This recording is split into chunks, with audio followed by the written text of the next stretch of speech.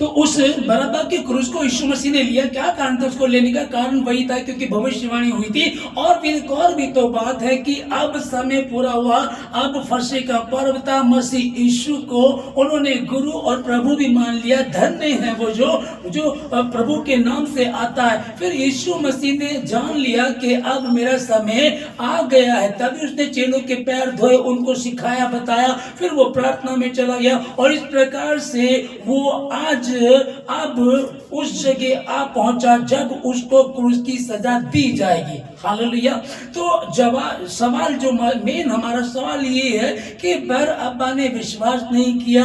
बरअब्बा के विषय में हम देख रहे, उसका क्रूस यीशु मसीह ने ले लिया। वो उसके नाम का अर्थ है बाप का बेटा, और ये भी बाप का बेटा है। दोनों ही उस परमेश्वर की संतान है। तो नॉर्मली है कि हम विचार करें कि मसीह यीशु का क्रूस क्यों लिया। कोई कहे कि भाई वो रो रहा था, विश्वास करा। इससे पहले डाकू ने यीशु मसीह पर विश्वास किया। ओके, यीशु मसीह, एक डाकू ने कहा कि यदि तू परमेश्वर का पुत्र है तो खुद को बचा और हमको भी बचा ले। दूसरे ने कहा शर्म कर, चुप हो जा, तुझे खुदा से भी डर नहीं लगता। हमारे साथ तो न्याय के अनुसार हो रहा है, परंतु ये तो निर्दोष है। ठीक है ना। और फिर उसने विश्वास किया और उसने, प्रभु ने कहा आज ही तू मेरे साथ स्वर्गलोक में होगा। ओके, उसने विश्वास किया। ठीक है ना। ये यूहन्ना 1:12 में लिखा है, परंतु जितनों ने उस यीशु मसीह को ग्रहण किया, उस यीशु मसीह ने उन सबों को परमेश्वर की संतान होने का अधिकार दिया। तो अधिकार दे दिया, प्रभु का धन्यवाद। ओके, अब बरअब्बा ने तो विश्वास किया नहीं, फिर बरअब्बा को कैसे अंदर ले लिया गया, कैसे उसके क्रूस को ले लिया। यहाँ जो रोमियो की पुस्तक 3:23 में लिखा कि सबने पाप किया और परमेश्वर की महिमा से रहित है, अनजान है। ओके, फिर 6:23 में लिखा है क्योंकि पाप की मजदूरी तो मृत्यु है, परंतु परमेश्वर का वरदान हमारे मसीह यीशु में अनंत जीवन है। हालेलुया। पाप की मजदूरी मृत्यु है, परंतु परमेश्वर का वरदान हमारे मसीह यीशु में। ओके, मसीह यीशु में। तो ये वही बात आती है जो मसीह पर विश्वास करेगा, ताकि जो विश्वास करे वो नाश ना हो, अनंत जीवन पाए। ओके, तो यहाँ ने विश्वास नहीं किया। अब यूहन्ना 3:16 बता रहा, फिर उसी को हम पढ़ते हैं, वही बात चल रही है। तो अब ये समझ में नहीं आ रहा कि क्या है। हम एक कहानी को पढ़ते हैं। यीशु मसीह ने कहा कि एक बार ऐसा हुआ, एक बारी में कुछ आदमी सुबह 9 बजे लगता है, उसके बाद एक 12 बजे लगता है, उसके बाद 3 बजे लगता है। फिर वो साहूकार बाहर घूमता, कहता भाई तू यहाँ क्यों खड़ा? कहता है जी मेरे पास काम नहीं कर, चल तू काम कर। ठीक है ना। वो 5 बजे काम पर लगता है, 6 बजे छुट्टी हो जानी थी। शाम को जब उनको उनकी मजदूरी दी जाती है तो जो बाद में आए थे उनसे शुरू की जाती है। बाद में जो आए थे उनको मजदूरी दी गई। तो जो पहले आया था वो पीछे खड़ा हुआ सोच रहा था, अरे ये तो 1 घंटा ही काम किया इसने और इसको तो इतना मिला है जो मुझसे तय किया गया, तो मैं तो सुबह से काम कर रहा हूँ, मुझे तो और भी ज्यादा मिलेगा। हुआ क्या, जब उसकी बारी आई तो कहने लगा कि आपने देखो उसको भी 1 रुपया दिया है, जबकि उसने 1 घंटे काम किया, और मैं सुबह से काम कर रहा हूँ, मुझे भी 1 रुपया दिया। तब उसने कहा, साहूकार ने, देख भाई मैंने तुझसे तय किया था 1 रुपया। कहता हाँ जी, तो तुझे मैंने दे दिया। हाँ, अब मेरी मर्जी, मैं अपने पैसों को लुटाऊं, फेंकूं, गरीबों में बांटूं, कुछ भी करूं, ये मेरी मर्जी है। ठीक है ना। अब ये बात आती। तो बरअब्बा का क्रूस मैंने, अर्थात मसीह यीशु ने लिया।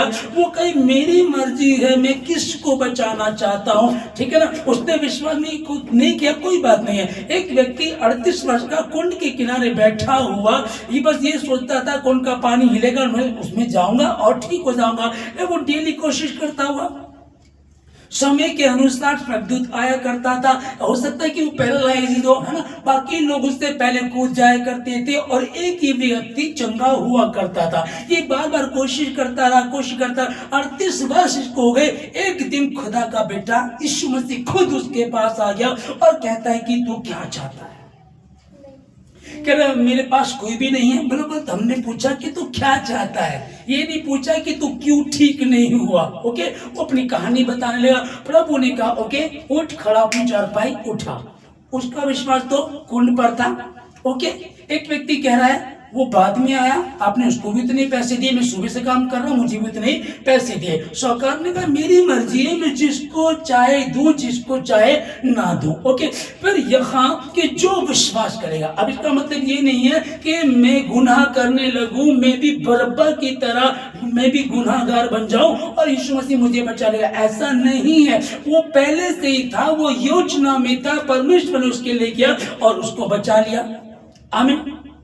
दूसरा एक और, जब पहले मनुष्य को परमेश्वर ने आदम को अपने हाथों से बनाया, जब स्त्री को बनाना था तो आदम की मर्द की पसली लेकर के बनाया। ओके, मर्द में से औरत को निकाला गया, फिर दोनों को कहा अब तुम दोनों दो नहीं पर एक हो।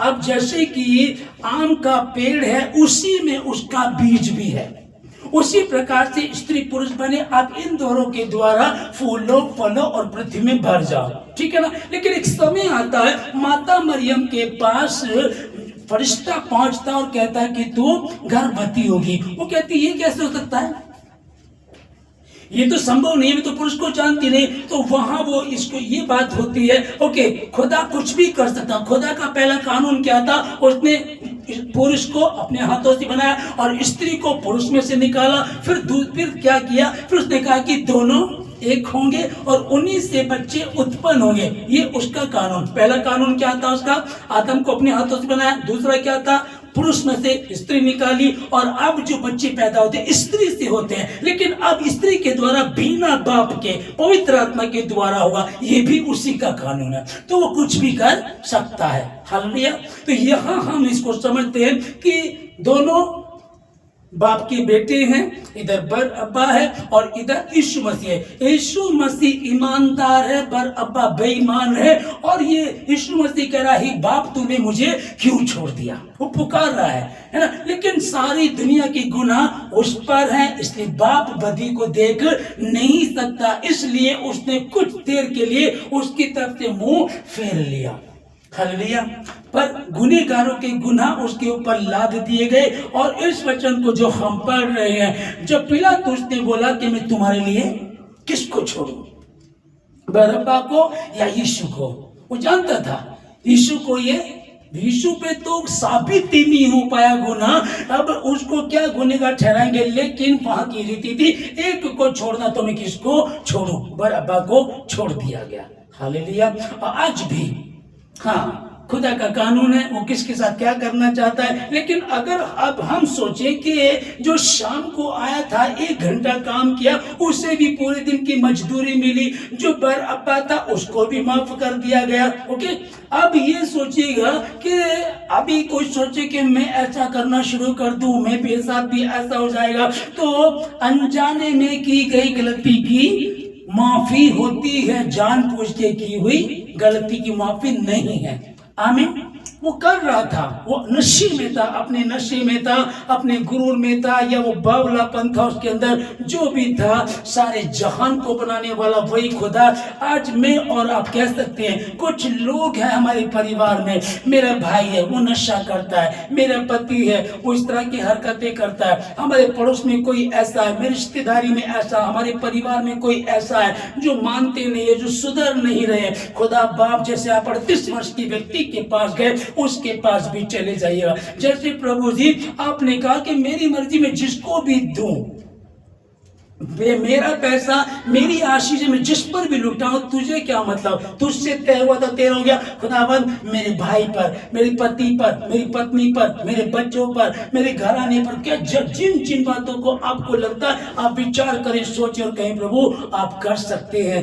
मेरे भाई का क्रूस आप उठा सकते हैं, मेरी बहन का क्रूस आप उठा सकते हैं, मेरे बच्चों का, मेरे पति का, मेरी पत्नी का क्रूस आप उठा सकते हैं। खुदावंद वो बरअब्बा की तरह है, वो 38 वर्ष के बीमार की तरह कुंड की तरफ तो देख रहा है, खुदा की तरफ नहीं देख रहा, लेकिन खुदा तो उसकी तरफ देख रहा था और खुदा आसमान को छोड़कर के जमीन पर आ गया। इसलिए हैप्पी गुड फ्राइडे। खुदा आप लोगों को बहुत बहुत बरकत दे। यही गुड फ्राइडे है।